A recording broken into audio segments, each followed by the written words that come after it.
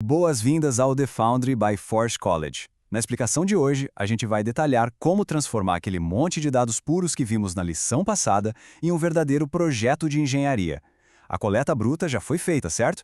O objetivo agora é pegar esses números e aplicar o projeto arquitetônico da análise estatística. É hora de sair da teoria, processar de verdade o que vem da blockchain e criar bases matemáticas inquestionáveis sobre como o Gulfstream processa essas transações. Vamos construir evidências sólidas. E a nossa pauta de hoje tem 5 paradas bem diretas: dos dados à evidência, o kit de ferramentas, um exemplo prático com os dados, o pipeline de 5 estágios e, claro, a nossa conclusão. Então, iniciando com a seção 1, dos dados à evidência. É aqui que a gente constrói a ponte entre aquelas linhas de código bagunçadas e as afirmações concretas que vão sustentar nossa pesquisa. Bom, a definição de análise aqui vai muito além daquela ideia de uma tarefa chata de contabilidade. Ela é, na verdade, a nossa principal ferramenta de decodificação. Pensa nela como aquele mecanismo rigoroso que pega métricas puras e transforma numa história fascinante, baseada em fatos reais sobre o comportamento do Gulfstream. É como traduzir um código de máquina super complexo para uma linguagem humana, clara e inquestionável, sabe? Sem essa tradução estatística rigorosa, os dados são literalmente só ruído, mas com ela, a gente transforma tudo em evidência científica, prontinha para ser auditada e para fundamentar todo o estudo de caso do Capstone. Avançando direto para a seção 2, o kit de ferramentas do analista. Para decodificar isso tudo com precisão de engenharia, a gente precisa de 3 instrumentos-chave na nossa maleta.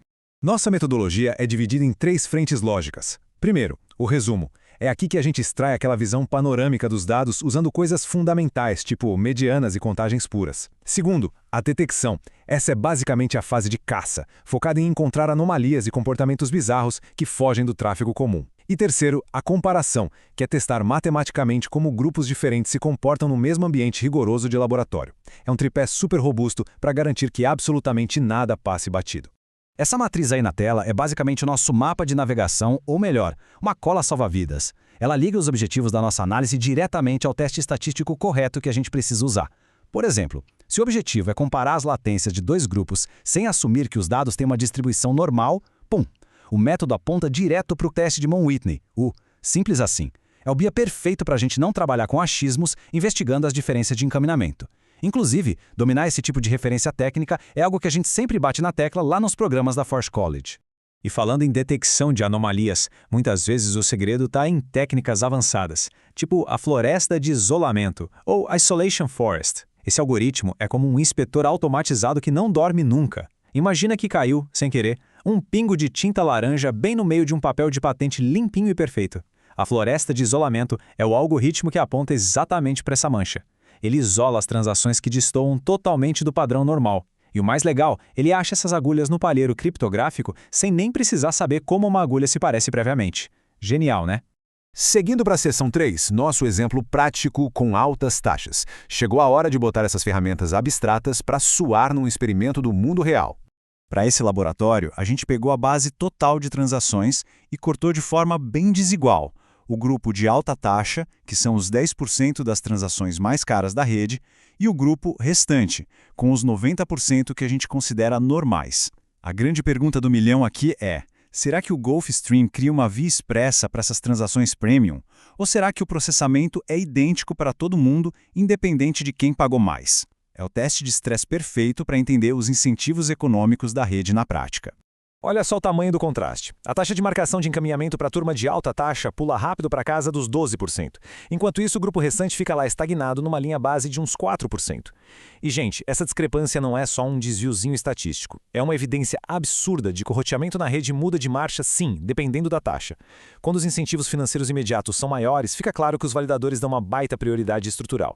Mas não para na frequência de encaminhamento. O dado que realmente salta aos olhos é esse número enorme. 60 milissegundos. Essa é a redução exata documentada na latência mediana do grupo que paga mais caro. Para quem está de fora, pode parecer pouco tempo, mas pensa num ambiente blockchain de altíssima performance, onde a propagação de blocos e o sequenciamento acontecem literalmente num piscar de olhos. 60 milissegundos a menos é uma vantagem arquitetônica simplesmente colossal. Isso separa muito bem as transações comuns das execuções de altíssima prioridade.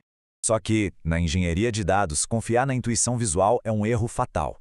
É aí que o intervalo de confiança de Wilson entra em cena. A gente usa esse intervalo estatístico super rigoroso para garantir que essas diferenças que a gente acabou de ver são sólidas como rocha. Ele quantifica matematicamente que isso não é só um acaso ou um soluço temporário da rede. É a prova metodológica de que esse fenômeno é cientificamente real e aguenta qualquer auditoria técnica que aparecer pela frente na hora de montar o projeto Capstone.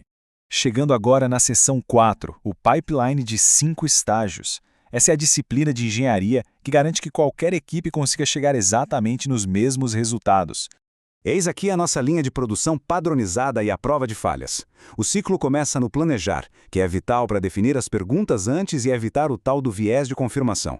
Depois, vem o pré-processar, para limpar e higienizar a base de dados. A fase 3, resumir, constrói as tabelas descritivas.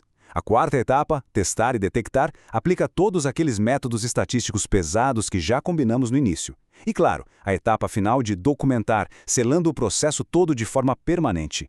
É estruturalmente inquebrável. Sabe esse estágio de pré-processamento? Ele é inegociável. Por exemplo, a gente tem que garantir que não exista nenhuma latência negativa perdida nos registros, porque, as leis da física continuam valendo na blockchain.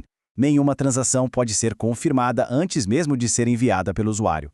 Fazer essas checagens rigorosas salva a gente de assumir viagens no tempo no meio da análise, além de evitar dados corrompidos ou erros bobos de fuso horário que arruinariam todo o relatório. Outra regra de ouro que não dá para quebrar. Num ambiente blockchain, esqueçam as médias simples. Usem sempre medianas e a amplitude interquartílica. Por quê? Porque o tempo de transação é uma variável maluca e totalmente assimétrica por natureza. Pensa no trânsito de uma cidade grande. Se a gente calcular o tempo médio e, do nada, tem um engarrafamento bizarro de 3 horas, a média vai para as nuvens e não reflete a realidade do dia a dia. A mediana faz o trabalho pesado de filtrar esses extremos e contar a história real e estável da latência na rede. E finalmente alcançamos a seção 5, nossa conclusão e os próximos passos para fechar toda essa estrutura. Para fechar com chave de ouro, 3 princípios intocáveis ficaram claríssimos nessa jornada metodológica. 1. Sempre usar resumos temporais robustos, focando nas medianas para driblar a volatilidade da rede. 2. Pré-especificar todos os testes antes de sequer processar os dados, para ninguém cair na tentação de escolher só o que ajuda a tese. E 3. Reportar o tamanho do efeito real de forma totalmente transparente para que toda a comunidade técnica possa validar a informação. A grande pergunta que fica martelando agora é: como exatamente esses números frios e estruturados vão moldar aquela narrativa fascinante do estudo de caso final do projeto Capstone na nossa próxima etapa? A fundação matemática já está pronta e totalmente auditada, agora é só construir os argumentos de engenharia em cima desse concreto armado. E para quem quiser dominar ainda mais esses conceitos e explorar outras engrenagens do universo Web3, é só dar um pulo no site forge.college para acessar muito mais. Essa foi a nossa explicação de hoje trazida para vocês pelo The Foundry by Forge College. Um grande abraço e até a próxima análise.